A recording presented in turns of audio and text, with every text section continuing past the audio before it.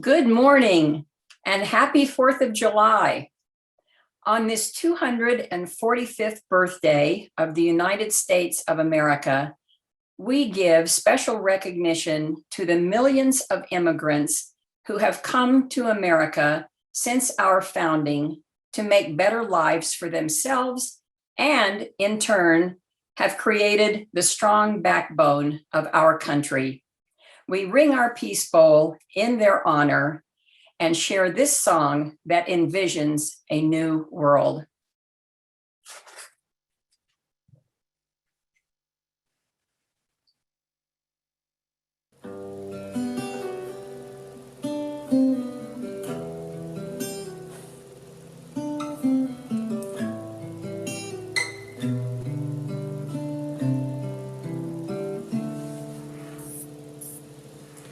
One seed is all it takes to grow a forest. One candle can light a dark room. One voice is enough, speaking words of love. Each moment becomes what we choose. Do you want a new world? A world that works for everyone? Open your heart and let it be. We can become the new world. Mother Earth beneath the sky. She's waiting for you and for me.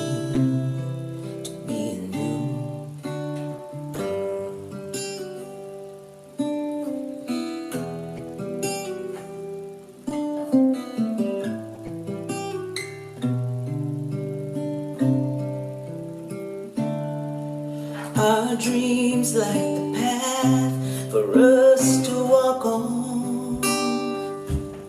Our songs help our spirits align. And each little child helps remind us why we not only might, we must thrive. Do you want a new world, a world that works for everyone? Open your life and let it be. We can become the new world, Mother Earth beneath the sky. She's waiting for you and for me to be a new world.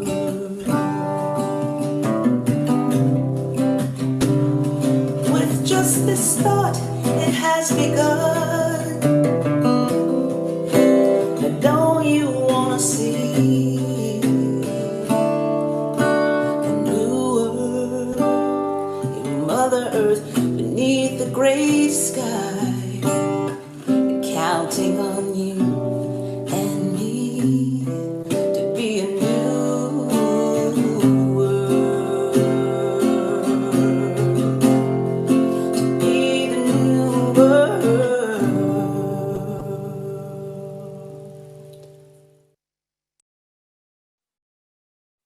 Greetings, everyone. I'm Bobby Bollinger, your worship associate for this morning, and I offer to you a big welcome to Granite Peak Unitarian Universalist congregation right here in Prescott, Arizona. Whether you are newcomers, friends, or longtime members, we appreciate that you have chosen to join us on this busy holiday weekend. If you have questions about who we are, please check us out on our website at prescottuu.org. And do know that all are invited to join our breakout rooms after the service for informal chatting in small groups. We have a few announcements this morning. Our minister, the Reverend Patty Willis, is on a pilgrimage for the month of July and will return to the pulpit on August the 8th. We wish her a fulfilling journey. guest speakers will fill our pulpit while she's gone. Please check the order of service for information on Granite Peak's Zoom meetings happening throughout the week, for current food pantry needs, and information on applying for the open social justice coordinator's position. Our Children's Faith Development Program is remaining active this summer, each Sunday at 10 o'clock, under the guidance of Bev Bostrom and Robert Shagog.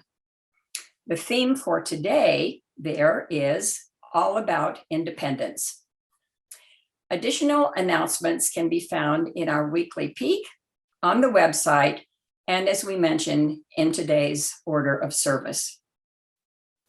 We open this morning's gathering by reading Granite Peak's mission statement. We are a compassionate spiritual community that celebrates diversity, nurtures the personal and spiritual growth of all ages, shares our gifts, promotes justice for all, and serves the world we live in. This morning, we join Unitarian Universalists from all over the world in the tradition of lighting our chalice. May the light of this flame illuminate the highest ideals of our country, the dreams of those who have come here to pursue a better life, and the hopes and vision for the future of dreamers who aspire toward making meaningful contributions toward the ideals that were promised in our nation's founding documents. To honor this effort, we light this flame, a symbol of our heritage, in gratitude for the blessings of our beloved country.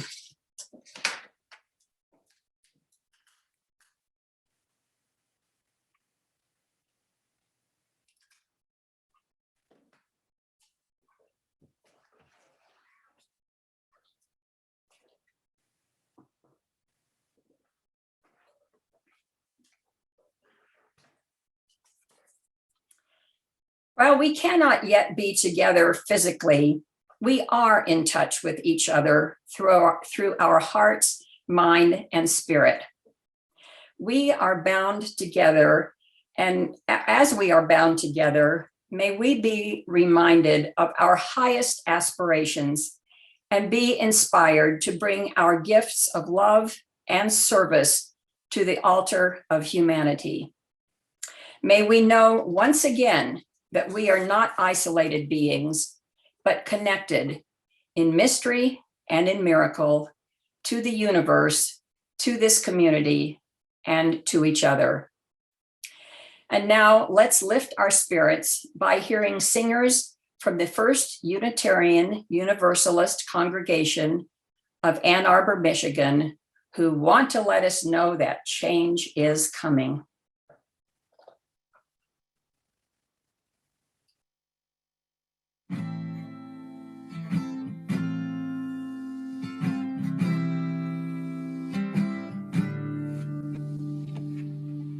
Change is coming. What do we need to imagine? Change is coming. What do we need to imagine? 'Cause I know from brokenness there's hope. I know from brokenness there's hope.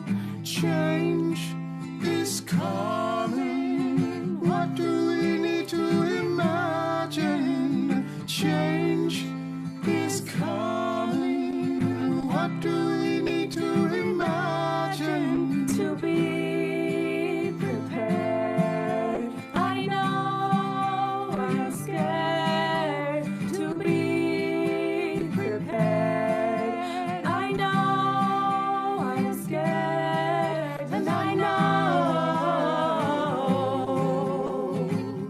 from brokenness there's hope. I know from brokenness there's hope.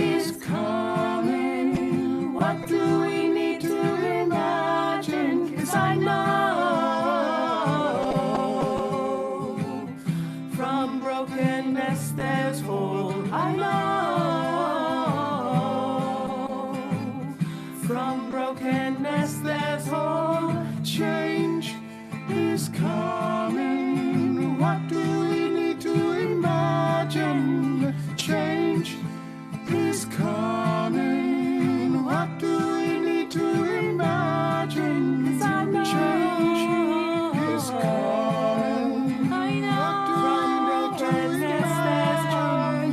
Change is coming. What do we need to imagine?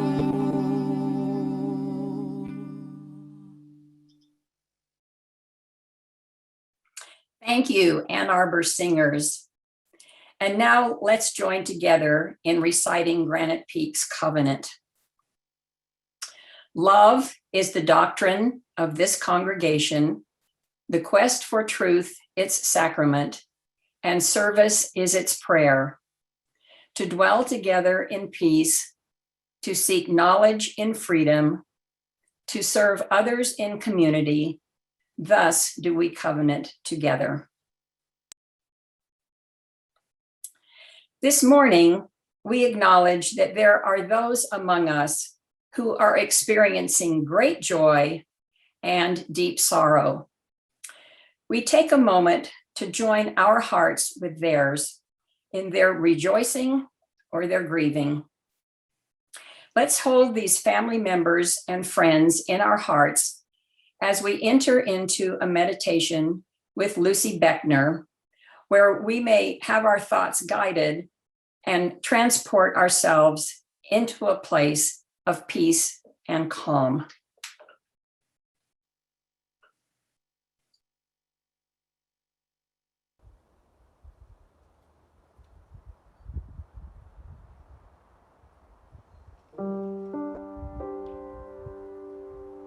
Today, I would like to invite you to join me in an embodied meditation practice. My hope is that this practice guides us into our bodies and centers us in this place of inner wisdom. Please know that throughout this meditation, you are welcome to join in or to simply watch and listen. I trust that you know your own body and how to care for it. If you are willing, find a comfortable place to sit with your feet planted on the floor. Close your eyes when you're ready. Begin by noticing your breath. Notice how your abdomen rises as you inhale and falls as you exhale. No need to control or change your breathing. Simply notice how it is in this moment. Notice the rhythm of the rising and falling. Now, guide your attention to your feet. Feel them planted on the floor below you. Notice, is it hard? Is it soft? Notice the connection between your feet and the floor.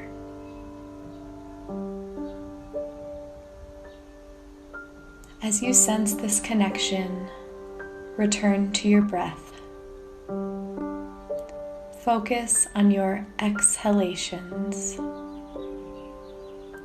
As you exhale, let your awareness drop down through the floor to the earth beneath. Let it travel down, down, down to the very center of the earth. Through the moist darkness, through the groundwaters, through the bedrock, and into the glowing, fiery core of the planet. Breathe. Sense the power that exists here. If you're holding any tension or fear right now, you can leave that here. Give it to the fire and let it turn into pure energy. Slowly begin to draw your attention upwards through the axis of your own earthly body. Sense your feet, your ankles, calves, knees, thighs. Notice the weight of your pelvis on the chair. Keep drawing your awareness upward through your soft belly. Feel the warm center of your navel. Let your attention travel through your spinal column, through each vertebrae, up through your neck, into your skull. As you inhale, let the energy rush through the top of your head and into the light of the sky. Soar up into the light, inhaling light, bathing your whole body in light.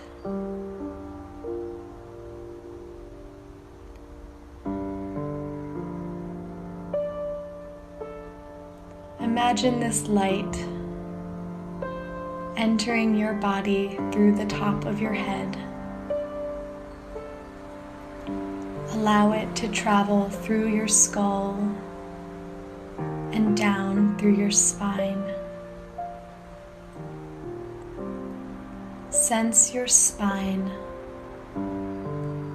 flexible and strong like a tree trunk, supporting you. If you are able, I invite you to experiment with moving your spine in a slow, undulating movement. Allow your back to arch, opening your heart towards the sky. Then curve your spine forward, bowing your head slightly towards the earth. Repeat this opening and closing if it feels good to you.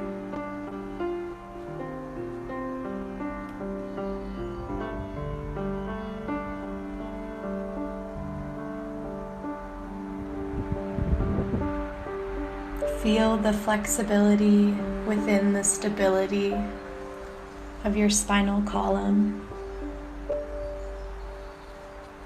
Find the space within you.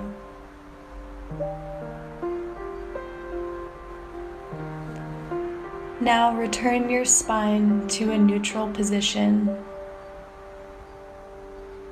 Return your attention to your breath.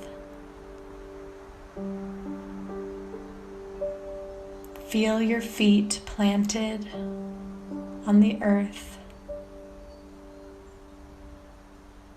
and your head open to the heavens.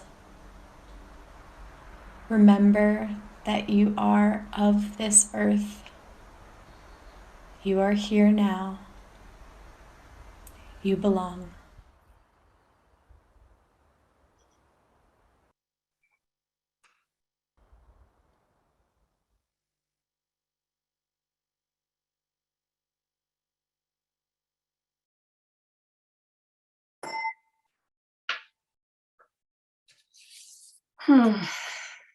Thank you, Lucy. There are many ways that we show our support for the ministry and work of Granite Peak, not the least of which is our Sunday offering. Your generosity not only supports our congregation's activities, but also gives you the opportunity to help nonprofits in our greater community through our monthly Seeds of Support program. July's Seeds of Support recipient will be the Greater Yavapai County Coalition. GYCC is a nonprofit collaboration of organizations that provides an umbrella of support to members and allies of the LGBTQ plus community in Yavapai County.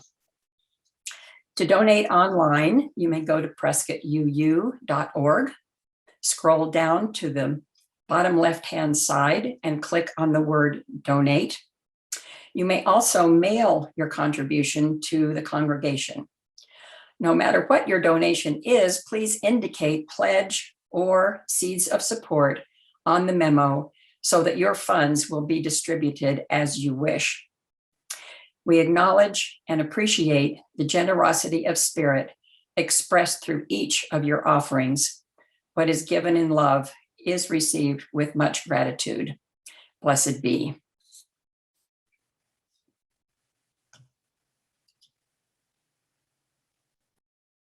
Sweet Honey in the Rock nails it every time. Over the years, as populations from around the world have recognized the principles on which our country was founded, millions have left their home countries to pursue the promise of better lives in the United States. There is probably no symbol more significant than the Statue of Liberty, on the base of which Emma Lazarus' words of radical hospitality include, "Give me your tired, your poor, your huddled masses yearning to breathe free." This statue and these words embody the hopes and dreams of those who have sought to live here from our country's inception all the way through today, our nation's birthday. 3 DACA dreamers who are joining Janine Gelsinger for this morning's message tell us of their vision to promote the most basic principles of liberty. Let's listen to them reflect on how, in this early post-pandemic period, their dreams will carry forward in reshaping new ways of living and being. Their presentations are symbols of the gifts that dreamers are bringing to our country with their visions of a better and more just world.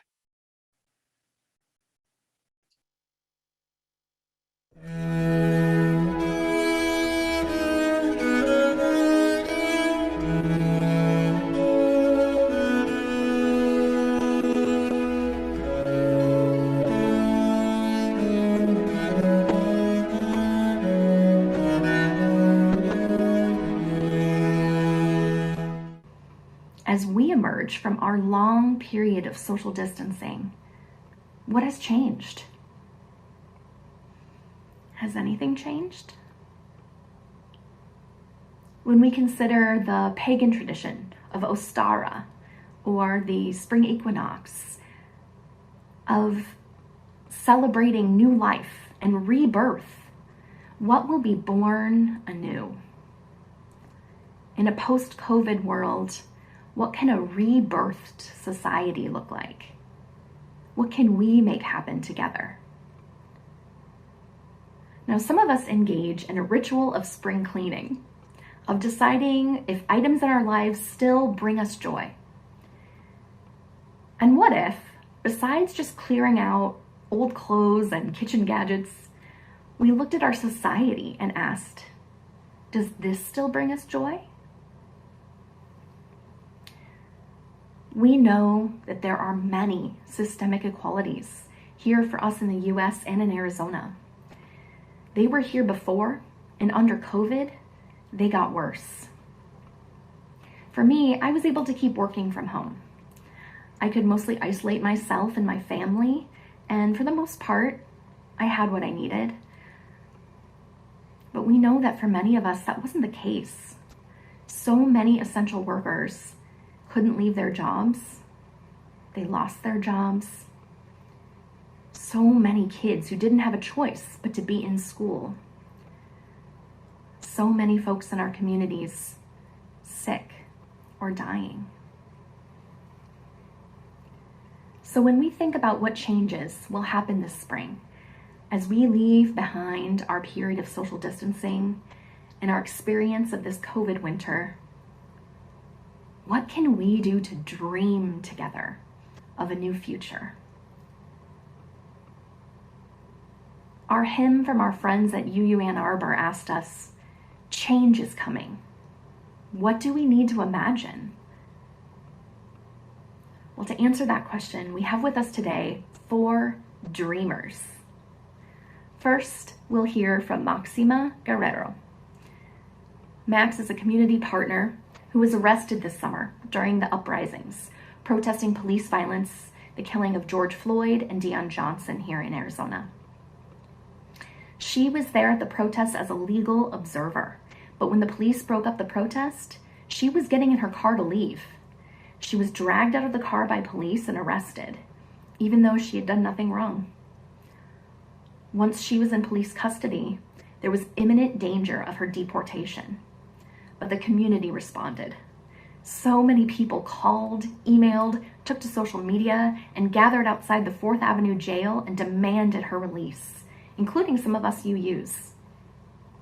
And by the power of community, she was freed. Now, she organizes at the state legislature and through our legal system with a lawsuit against a bill that would criminalize others for exercising their right to protest. Next, you'll hear from Laura Ilardo. Laura runs Keep Phoenix Together, that holds free DACA legal clinics.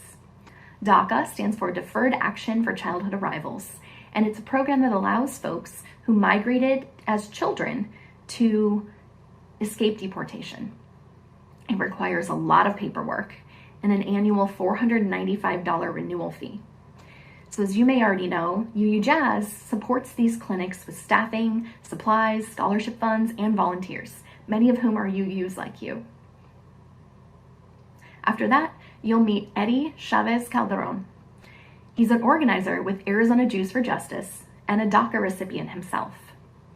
Jews for Justice has been organizing in-person protests. So if you're fully vaccinated and the seed that you want to plant is to show up outside of ICE or detention center, then Eddie is tending that garden. Friends, as we listen to the dreams our partners have for the future, let us reflect on the powerful ways that these folks from communities that have been hit hardest by COVID, that have been the most marginalized by our society, are claiming their leadership. Hey everyone, thank you for having me here today. My name is Maxima Guerrero. I am a longtime community organizer here in Tohono O'odham territory, so-called Phoenix. And for the past 10 years, I've been able to engage in different campaigns. And what led me to join this movement was really my immigration status. And being undocumented, and especially in 2010 during SB 1070, having multiple laws that were anti-migrant and really wanted to create attrition through enforcement. Through this work, I've been able to advocate towards a pathway to citizenship, advocate towards removing police officers out of school campuses due to the overcriminalization of Black and brown youth. I worked in the special recall election of Russell Pierce and 2 campaigns to get Joe Arpaio out of office. And even though these 2 campaigns and all of this work was successful in removing these people from office, we still see their political culture engraved in the sheriff's office and at the state legislature. 2020, without a doubt, was rough for many of us. And in the midst of a global pandemic, we continue to witness the murder of Black lives. From an 8-minute and 46-second video and the murder of George Floyd to the murder of Deion Johnson by a DPS officer here in the state of Arizona.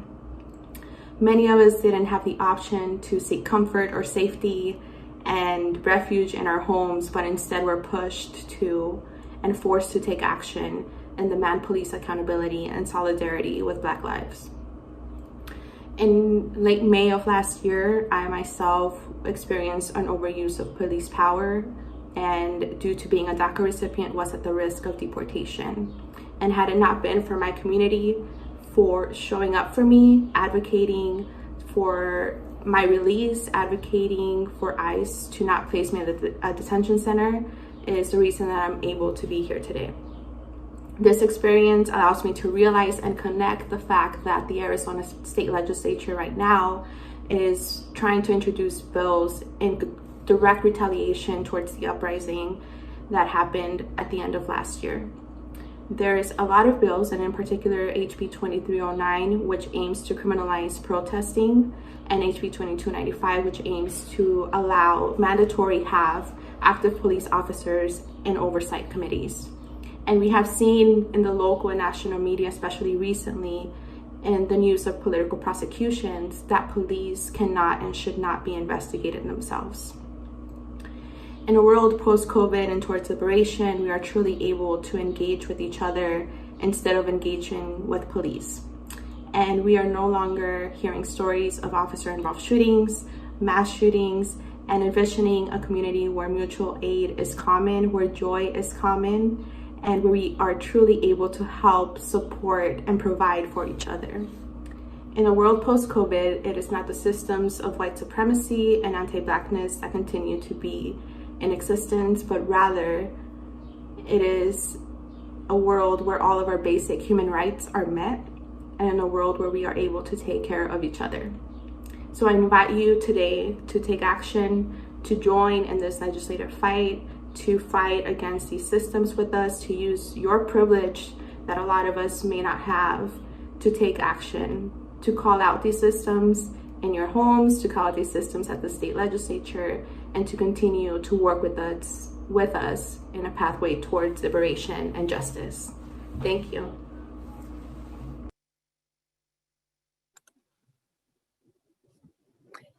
Hello, my name is Laura Ilardo. I am the coordinator for the Keep Phoenix Together DACA Clinic.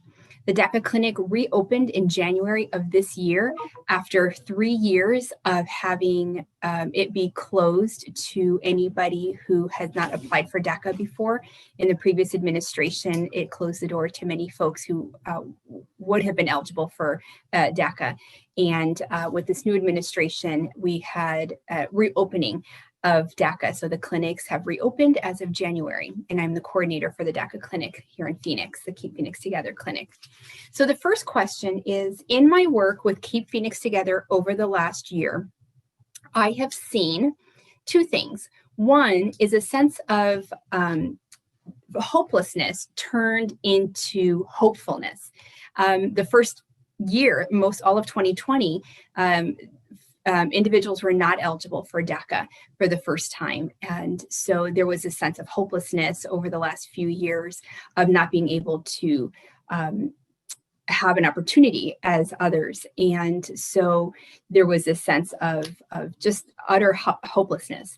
And in January, as the DACA was renewed and reopened, it turned into the sense of hopefulness, where now people feel as though they can have a level playing field and are able to take advantage of the DACA program, and have been applying and have been super excited about their future in a time last year where they were not able to.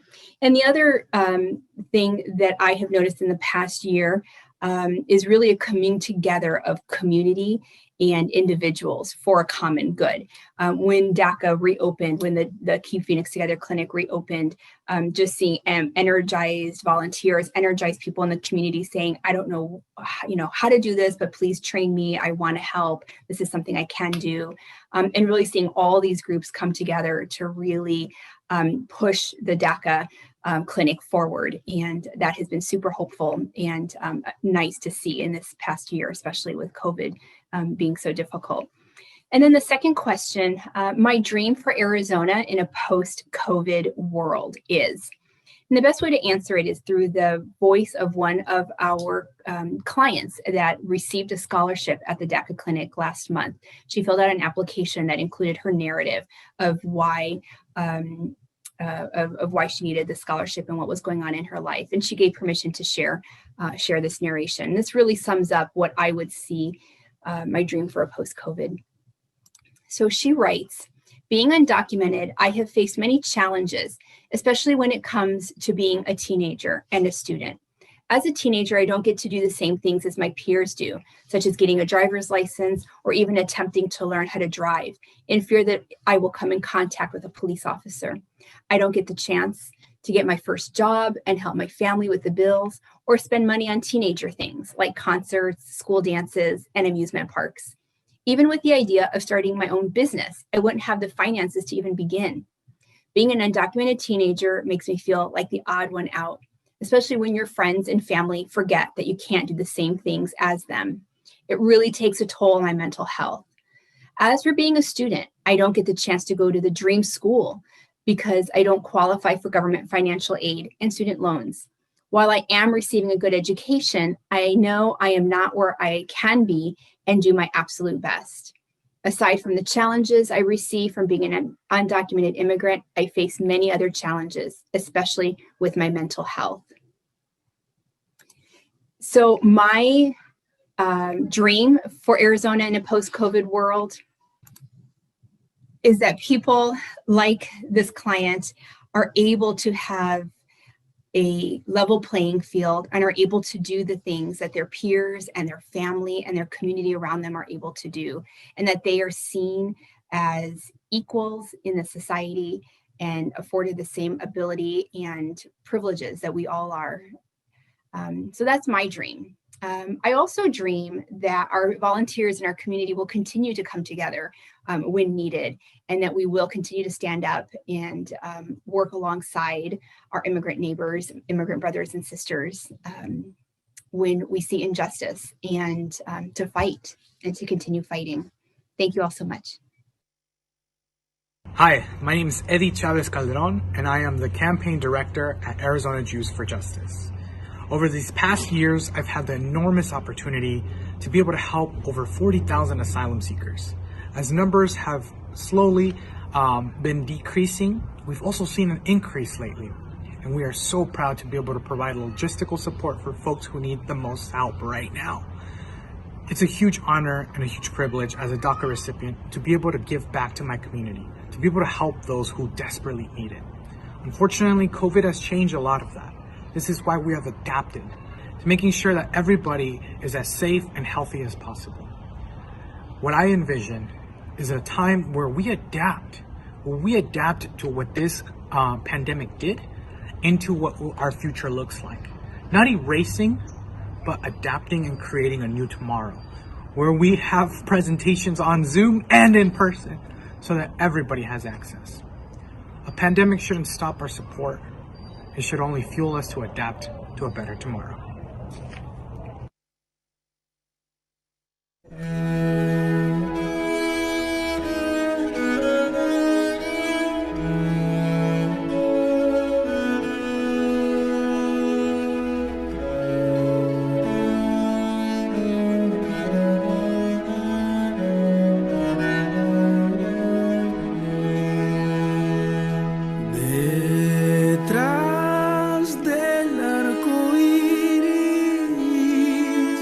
Brilla el sol, un lugar en que los sueños se hacen realidad. Detrás del arco iris quiero estar y volar, y que la magia se haga realidad. Algún día quiero estar ahí sentado en nubes de algodón y estar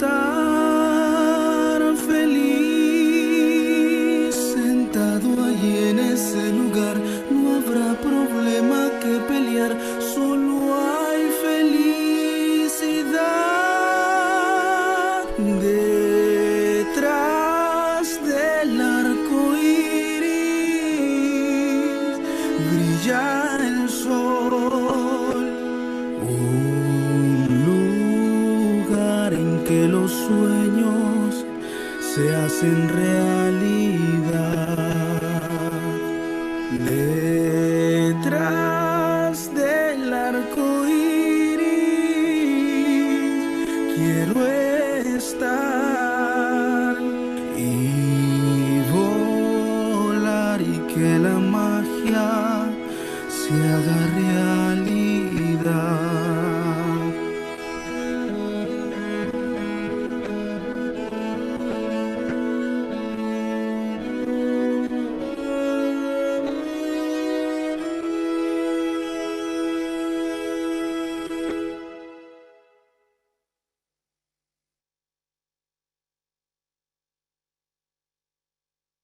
Today, I will also send you some ways that you can get engaged in building out our post-COVID world, from donations to the Undocumented Workers Relief Fund, to contacting your legislators, from protesting in person or in your car, to volunteering at the DACA clinic, to phone banking with your neighbors. Let us reflect together on what our individual role and our community responsibility is. And in this season of renewal, let's follow their lead to make our dreams for the future real. Thank you, Maxima, for your inspiration this morning. Folks, unfortunately, this is Heather. Bobby's having a lot of internet trouble this morning. I don't know if she's going to be able to get it worked out. She's frozen right now.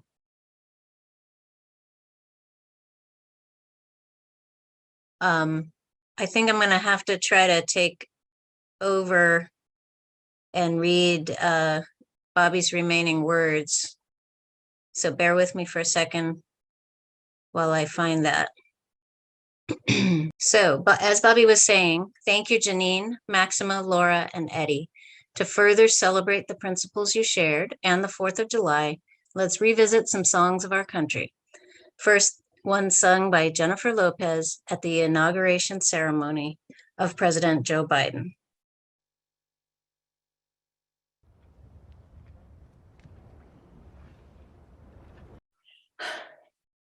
Former UUA President Bill Schultz gives us our closing words today. This is the mission of our faith: to teach the fragile art of hospitality, to revere both the critical mind and the generous heart, to prove that diversity need not mean divisiveness, and to witness to all that we must hold the whole world in our hands. Thank you, Neil Diamond. Nobody does it like you do. Let's share these words together as we extinguish our chalice. We extinguish this flame, but not the light of truth, the warmth of community, or the fire of commitment. These we carry in our hearts until we are together again. We're so glad that you are with us this morning. I apologize for my internet difficulties. You're now invited to stay as much time as you wish to greet your friends and visitors in our chat rooms. Go in peace, everyone, and happy 4th.